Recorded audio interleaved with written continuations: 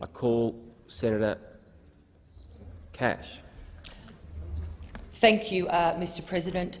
Mr President, not only will the government not be supporting the amendments that were made yesterday in the House of Representatives to this bill, the government will not be supporting this bill full stop.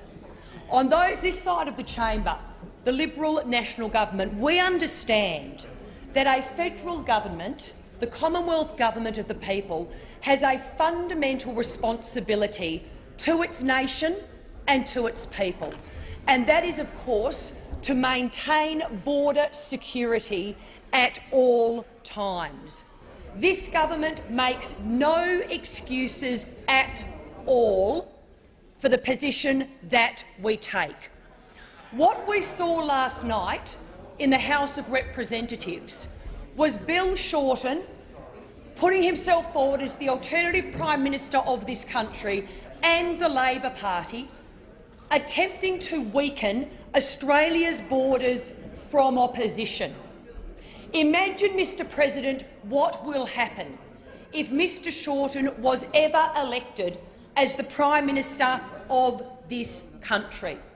The Australian people have a very, very clear choice before them as we head towards a federal election.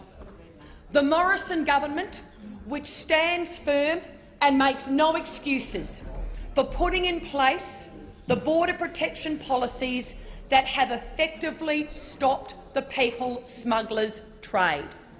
As the Prime Minister has stated, Mr President, when it comes to border security in Australia, there is no middle ground. There is only the right ground. You do not blink when it comes to border security, because to do so is to effectively capitulate to the people smugglers. You do not negotiate when it comes to border security.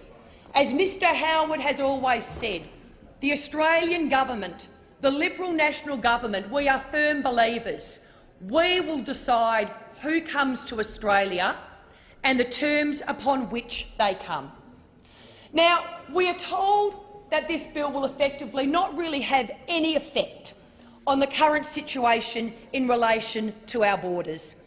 And yet we have the leader of the Australian Greens happily telling people about, and as has been tweeted by a journalist this morning, Greens leader Richard Di Natale says he thinks doctors will send several hundred refugees to Australia for assessment or treatment under the bill passed yesterday.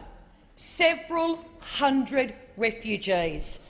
And, Mr President, unlike those opposite who voted last year for this bill without the benefit of listening to our security agencies, we will always listen to our intelligence agencies, and their advice is clear.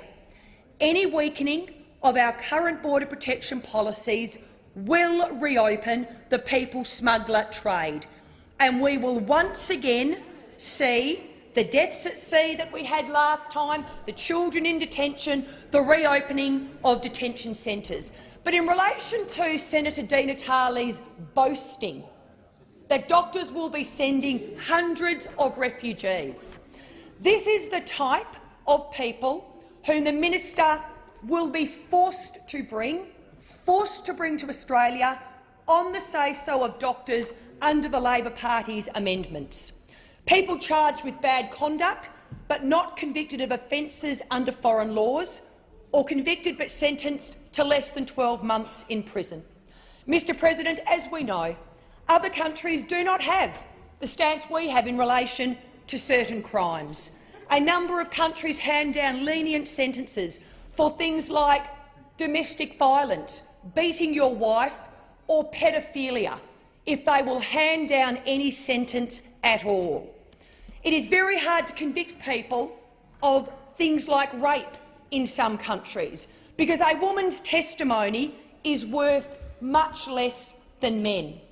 A person charged but not sentenced to, say, murder or paedophilia on Nauru will not be caught by this exemption. Mr President, there is a very important reason you stand firm on border protection, and the Morrison government will never blink.